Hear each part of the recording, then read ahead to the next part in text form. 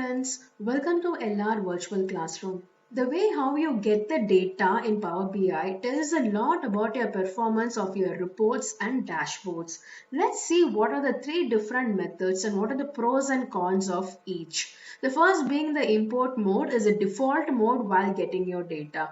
Second one is a direct query. You are going to establish a direct connection to the data source. This will ensure that slowing down performance is being reduced because you're going to have a direct connection to the data source, and it will solve the data latency issues in case you have.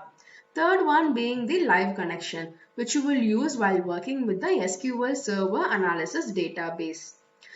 The general suggestion is to use the import method whenever it's possible, because the most popular way, and also it means that the complete data is being stored in the Power BI server, and it means that when you're going to publish your Power BI report, your complete data set is also being imported in the Power BI servers.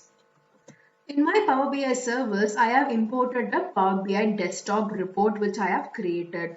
Along with the report, my dataset is also been imported here. In this way, my dashboard refresh will be very quick. My visuals will interact very quickly, and my users will have a very good performance level in terms of my dashboard.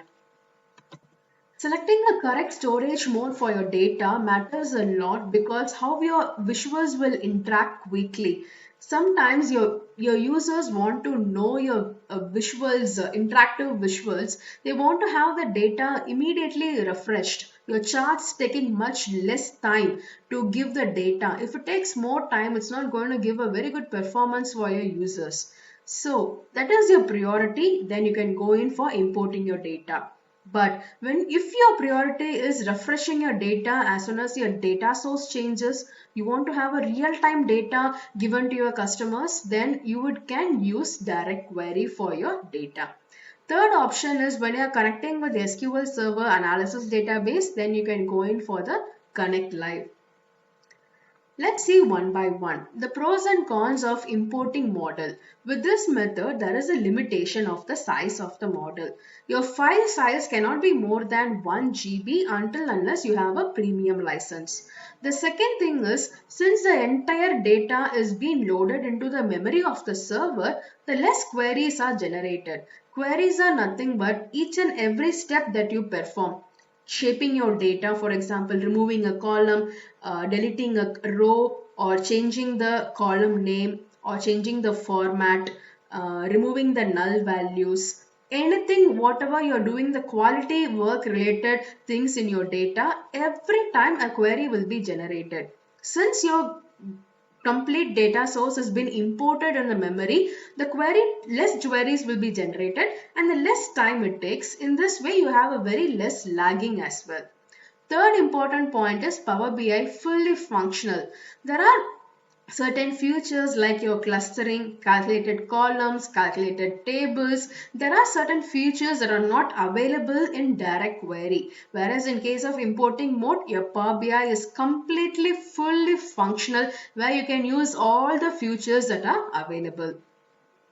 You should import the data whenever possible. It is going to give you a high performance query and also highly interactive and fully featured experience to your users of your dashboard. Let's see the direct query in Power BI desktop. When you can use direct query, as I said, if you want to have a real-time reporting to your customers, they want to have a real-time data about your COVID status. In that case, you can establish a direct query. When your data source is very large, then you can go in for a direct query. Some organizations have some limitations in the data sovereignty, like your data shouldn't go outside the organization premises. In that case also you can use. There'll be a security rules behind the data because of the confidentiality, or you have a limited data transformations. It means that your data is in very good shape. You don't need to do a lot of shaping and quality related works to your data. It's already in a very good shape. Directly you can go on analysis and doing a visualization. These are the factors where you can do your direct query. It's very useful. So what are the limitations you have in direct query? There is no built-in date hierarchy. What is built-in date hierarchy? As you can see in my Power BI desktop here, I have a date column. Automatically, the Power BI has created a date hierarchy with year, quarter, month and day based on the date that are available. This is going to help me to prepare a weekly or a monthly or quarterly wise data in my dashboards. This is called as a built-in date hierarchy, which is available in the import mode but not in the direct query mode. Second thing is there are limitations in the calculated columns and you cannot have calculated tables that is not being supported. Third one is going to be no support for the parent-child DAX functions. There are some DAX functions where you can create a parent-child concept. For example, one manager has two reporting managers and one of the reporting manager have three reportees under him. Just like your organization chart, this kind of a parent-child data cannot be created by using a direct query. There is no clustering. What is clustering? Clustering is a concept in the scatter chart.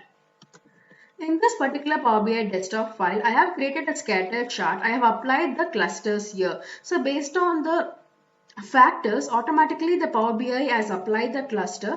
These three data set is in cluster 1, this is in cluster 2. Segregating your data sets based on a particular condition in the scatter chart is called as a clustering. Let's see what are the limitations we have in reporting. There is no quick insights available in the Power BI service for dashboard tiles. What is quick insights?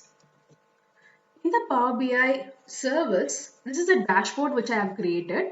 Here, when you click on one particular tile, there is a view insights option. When I go in here, it will go into the focus mode and it will give you various insights about this particular visualization.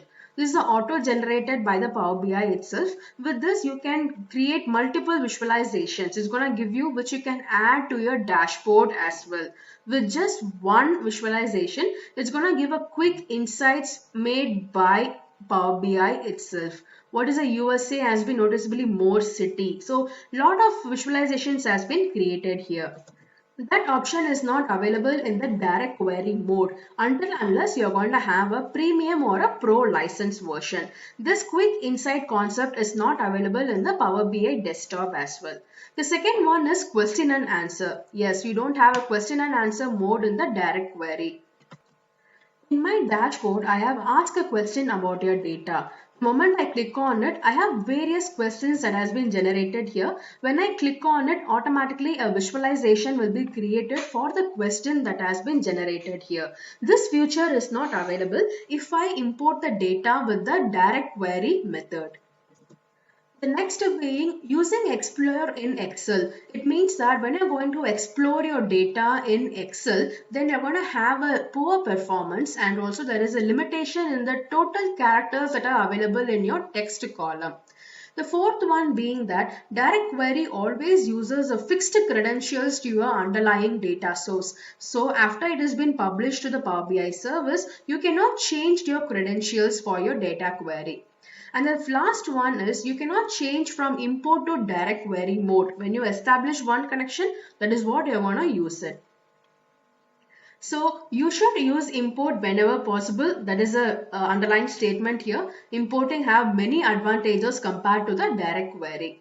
Live connections as being said, when you're going to use SQL Server database, you can go in for the live connect and based on the live connects, your underlying sources is going to be queried and we need to have a on-premises data gateway connection established. I have a separate tutorial about how to establish a data gateway connection and how we are going to use it for the connecting live solution. You can check the link in the description. With the live connect, your dashboard tiles will be automatically refreshed based on the schedule that you set up. For example, every 1 hour. Behavior of a direct query in a Power BI service. When I come to Power BI service, your reporting, opening, interacting with every options that you do will going to have a one query generated. Some visuals will have more than one query itself. Say for example, your dashboard has 10 tiles, one single rectangular column which has one chart is called as a tile. So you have 10 tiles and your dashboard has been shared with 100 users. It means that for a data refresh of 15 minutes, 1000 queries is going to be generated every 15 minutes. In this time, your data refresh time is going to be affected because of the direct query. Timeouts. Timeout is like, for example, when you keep your system logged in for some time and you have a timeout happen, again you have to log in, right? That kind of a situation happens when you're going to establish a direct connection in the Power BI for a certain source, right? So then Power BI service, the query is taking more than 4 minutes, it's gonna have a timeout failure. So again you have to log in and then you have to establish the connection. So how you can use your direct query successfully? First, during your modeling of the data, avoid complex queries in the query editor. The small steps that you perform in transforming and shaping your data, ensure avoid the complex queries. Keep your measures very simple. Avoid relationships on the calculated columns. Hide the column on the relationship. What do you mean by hiding the column on the relationship? In this particular file, I have hidden the invoice number which I am not going to use anywhere. So it will not reflect in my data set when I import this particular desktop report in my Power BI service for creating a dashboard. So whichever fields which you are not using, ensure that you hide it in the data set so that it is not imported. Avoid using the bidirectional cross filtering on the relationship. What is bidirectional cross filtering? I have taken a separate tutorial about the bidirectional cross filtering. It is very important to know about the cross filtering options available for you. There are single and multiple. It means both directions are available. Please check the link in the tutorial. It is very important to know about this particular concept in Power BI. The last one is joins. I have also taken a separate session about the joins. There are 6 types of joins that are available. You have to use inner join as frequently as possible rather than the outer join. Please check the description what is the difference between these two. Let's see the limitations that you have on the direct query, which will have a guidance which you can use successfully. First being the limit the number of visuals in a page. So in that way, your direct query is going to work very quickly. Second one, switching off the interactions between your visuals. Switching off the interactions is nothing but when I click on one visualization and go in for the format menu, I have a edit interactions. The moment when I click on the edit interactions, I have these small bubbles which will form here. It means that when this particular filter is not applied for this visualization. When I apply this filter, this slicer, only this table will be updated but not this visualization. So in that way, you have to limit your interactions that you have between your visuals.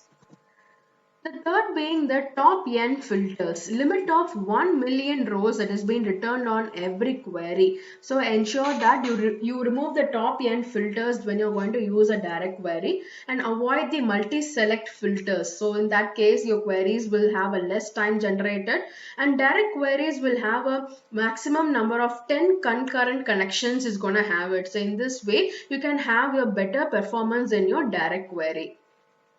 Hope you enjoy the video about the 3 storage modes in the Power BI. Please check the description for the links about the cross filtering and different types of joins that are available and the playlist where you have many more videos created.